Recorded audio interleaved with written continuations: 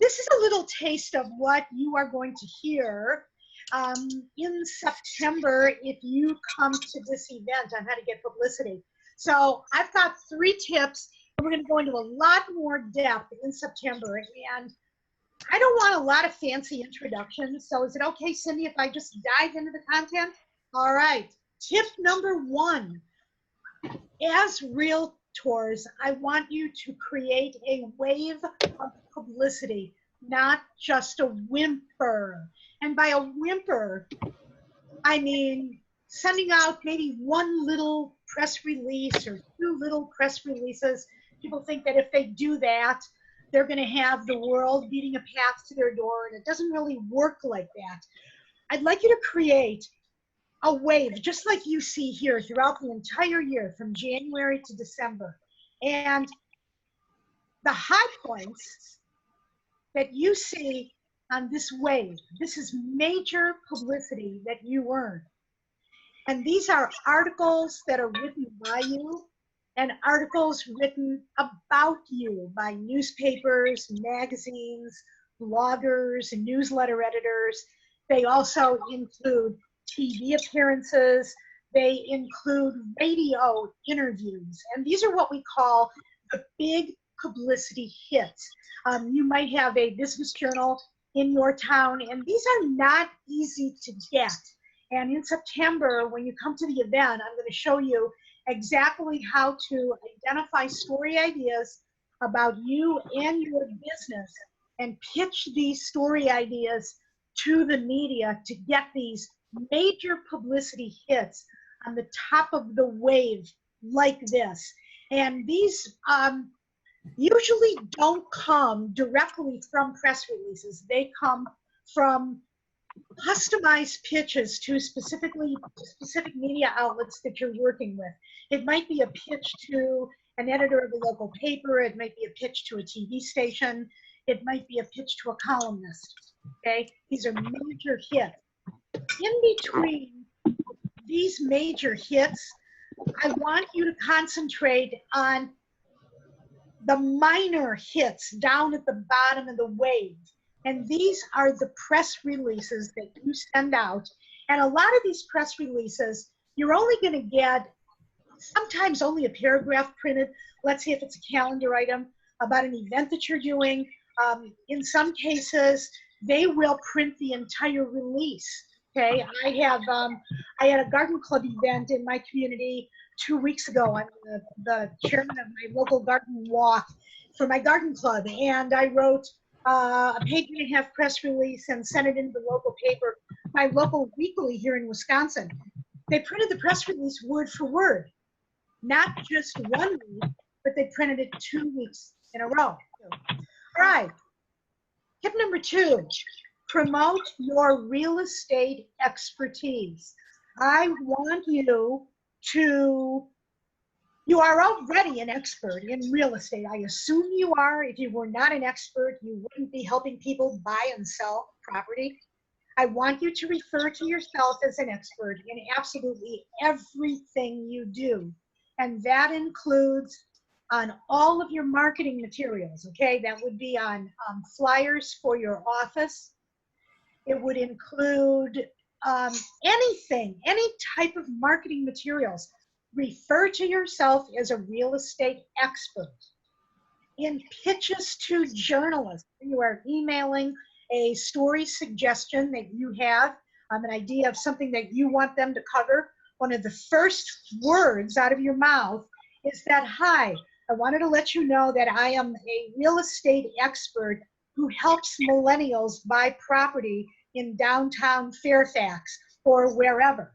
And some of you are really tightly niched in a particular area. You are an expert in that topic. Why do I suggest that you call yourself an expert? Well, for 2 reasons. First of all, people want to do business with experts. That's the first reason. The second reason is media people want to contact experts to interview. It's that simple. They don't want to interview any old person who happens to sell real estate. They want to, in many cases, interview an expert who is a specialist in a particular area. You might specialize in helping baby boomers downsize. You might specialize in helping people buy houses and convert them to bed and breakfasts, or buy properties for horse farms. Cindy, what are some other areas of expertise that you deal with in your business? Well, I was the HUD home specialist. So I did HUD homes and VA homes. They were they're government-owned homes and that were previously foreclosed on. So there's oodles of them. I mean, there's oodles, commercial real estate, but they really need to niche.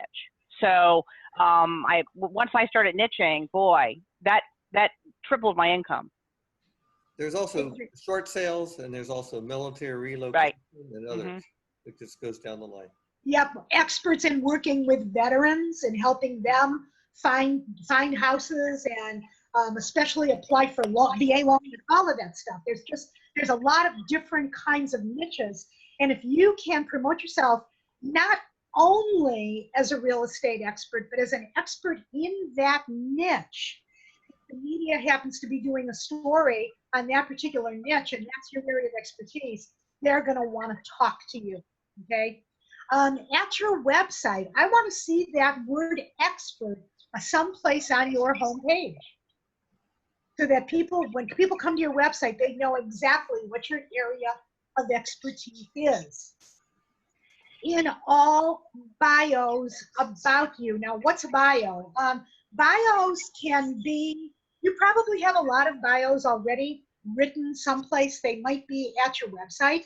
If you have a real estate office, and let's say you have 12 people in the office, I would certainly hope that each of you has your own bio someplace at the website, on your own page, okay? So people can click on it and read your bio. I hope every one of those bios includes the word expert or expertise.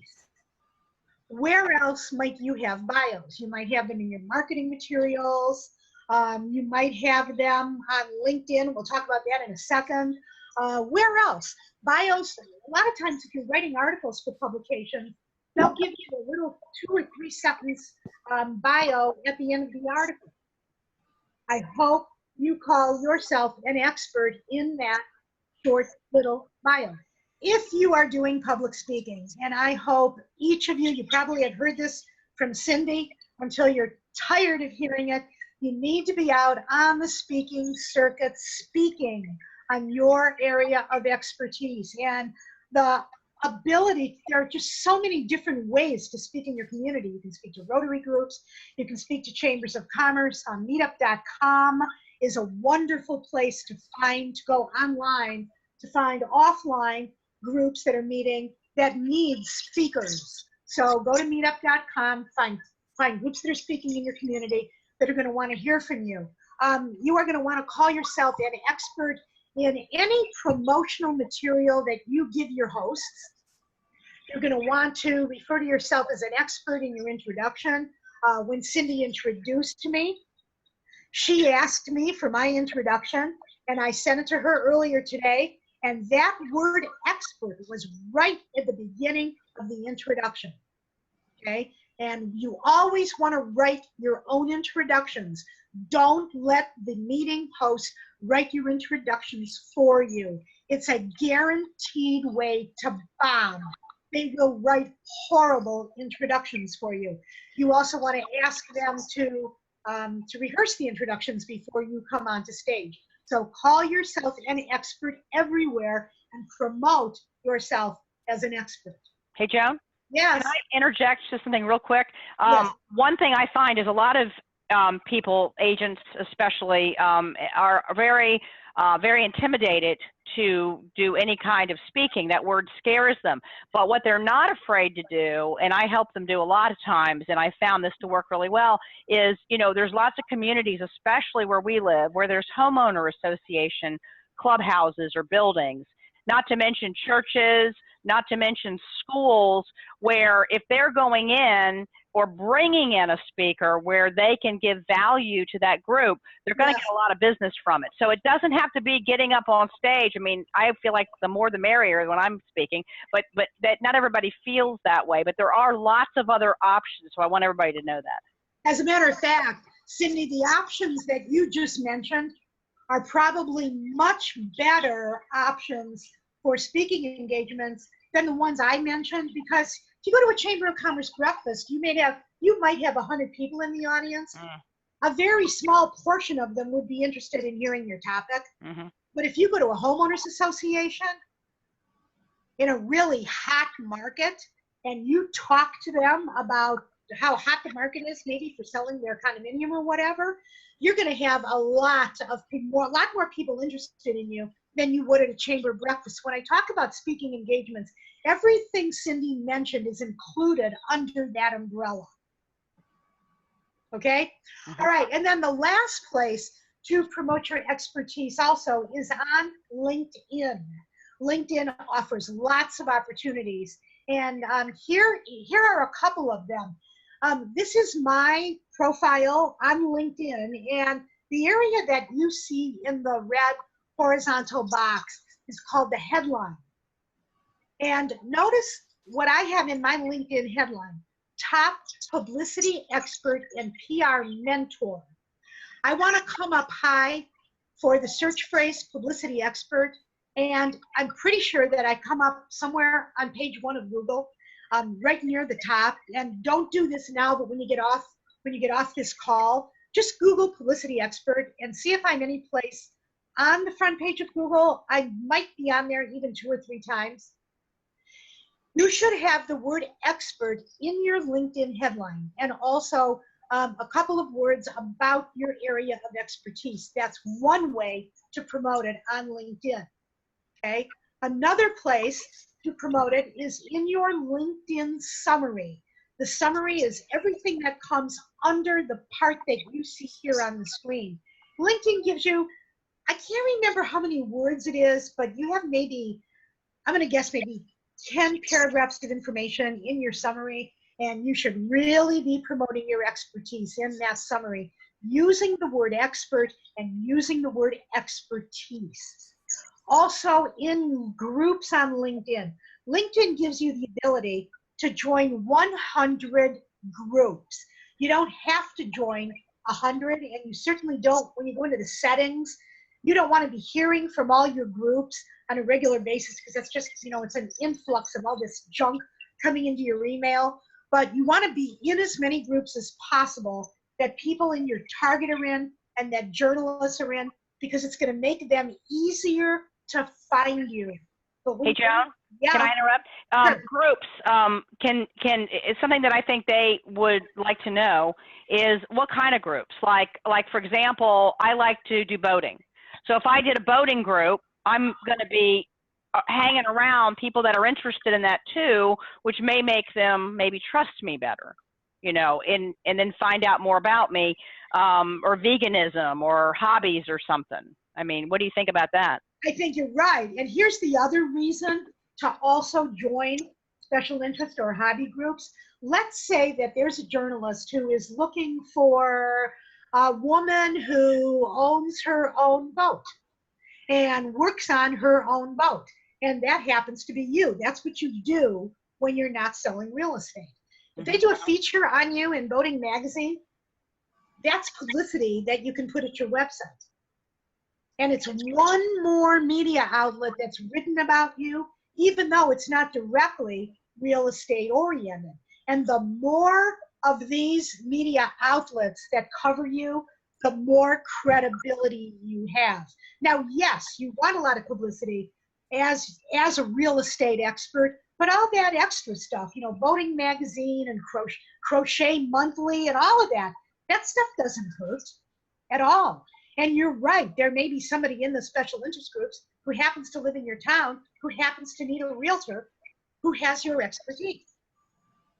So join LinkedIn groups, and I'm going to tell you, journalists are trolling these groups looking for experts, okay? The other place on LinkedIn is in LinkedIn articles. You can post articles to LinkedIn if you happen to have a blog, and you can actually take entire blog posts and just repurpose them on LinkedIn as a pulse article without Google viewing that as duplicate content, okay? Tip number 3, build media relationships. Build relationships with journalists. Take them for coffee. Take them to lunch. When you come to the event in September that Cindy's hosting, I'm going to run through an entire segment on the etiquette of taking a journalist to lunch. What are you supposed to say? How do you ask them? What kind of a restaurant do you take them to? Who picks up the check? What do you do if they don't want you to pay? I'm going to run through all of that because it's really important. What do you do afterward? What do you do if they don't have time for lunch? What is your option?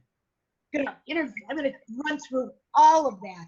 And if you know how to take a media person to lunch, you're going to be in a much better situation, I guarantee it, than 99% of all of the other competitors in your community who are competing against you for clients. So who are some of these media people who you're going to want to create relationships with? They include TV reporters and anchors, and yes, anchors. I'm in the Milwaukee market. That's a medium-sized market. There are anchors in our community who actually report on stories. And there are anchors who some of my clients have pitched and have gotten onto TV successfully. And I'm going to show you how to do that. Newspaper reporters, it includes sometimes editors, editors of special sections, it includes columnists, it includes business journal staff. Some of you live in cities that have actual business journals. It also includes radio station talk show hosts. And I'm going to show you how to get on the paid programming. These are infomercials, and they're usually on Saturdays from about 9 a.m. to 3 p.m. Cindy, do you have any of these in your community? They're infomercials usually on talk radio. Absolutely, we do, and it's just like one of those hidden secrets. I wouldn't have known about it either until years ago. I don't know, probably 15 years ago. I got called because we were a HUD specialist and a VA specialist to talk. It was a whole segment on that, and we just got on there and they asked us questions and kind of let us know ahead of time what they wanted to ask us, and it was easy. You know, I was really intimidated and scared, but they really want you to win. So it's just an amazing thing. I can't tell you how much business we got from that. I didn't think anybody listened, you know. Did you do the interview over the phone or did you go to the station? No, they had us come to the station. Okay, you don't have to go to the station. You can do these interviews in your jammies. Wonderful. At 9 o'clock on a Saturday morning. It's better if you go to the station because the sound quality is better. But I'll go into all of that in September when you come to the event. You don't have to pay to be a guest on these shows. The host pays for the airtime. I'm going to show you how to get on to these shows. And I'm going to show you how to create relationships with all of these media people because it's all about relationships. I guarantee you the vast majority of your competitors don't know how to do any of this. They don't. Also, you're right. They really don't. You're right. You may not have a lot of local bloggers in some communities. There are local bloggers who are sort of stars. And I'll show you how to build relationships with them as well. And to really let all of these people know that you know exactly what they do and that you know what topics and issues press their hot buttons. That's really important. And I'm going to show you how to do it in September. Okay, Cindy, you want to talk about September 26th? Yep, and thanks, Joan. It was wonderful, and I can't wait until September 26th. Now, guys, I really mean it. We have 80 seats. That's it. We're doing this because, you know, some of our events have, you know, 100 or so people, but we felt that with Joan's very personal touch, and there's so much information here that in 3 hours you're going to learn, that is important that you get it because your competition isn't doing it. Joan hasn't ever been here to do this. I'm very fortunate to know her and subscribe to basically these kinds of out-of-the-box ways of thinking. So make sure you go onto the Cindy Bishop Worldwide site, go under upcoming events, and you can either go to celebrity events or business building. It's under both sections, but it's definitely under celebrity events. And you will get an early bird that is delicious, and it's only good for 8 more days. That will give you, I think it's $30 off. So make sure you get a seat, because I don't know if Joan's going to come back. But this will really help you. There's a lot of things that she talked about briefly that I've done for years. And I'll tell you, I went from 35 transactions a year to 100 in just a year, just because I learned a lot of these techniques. So I want to make sure you all know that, because you do the business like everybody else, then you're not going to be all that successful. It's hard to get ahead. But with people like Joan showing you what to do and having everybody thinking out of the box in our group, then you'll do very well. Oh, one more thing. If you are a member in our membership partner program, which you do by going to Cindy Bishop Worldwide and clicking on services, and it's the first thing there, you actually get a little bit better deal than the early bird. Okay, so I wanted to let you know that. All right, so I guess we are done. And thank you, Joan, so much for sharing this. And I guess everybody will see you on the 26th. See you in September. All righty. Have a good night. Bye-bye. Bye.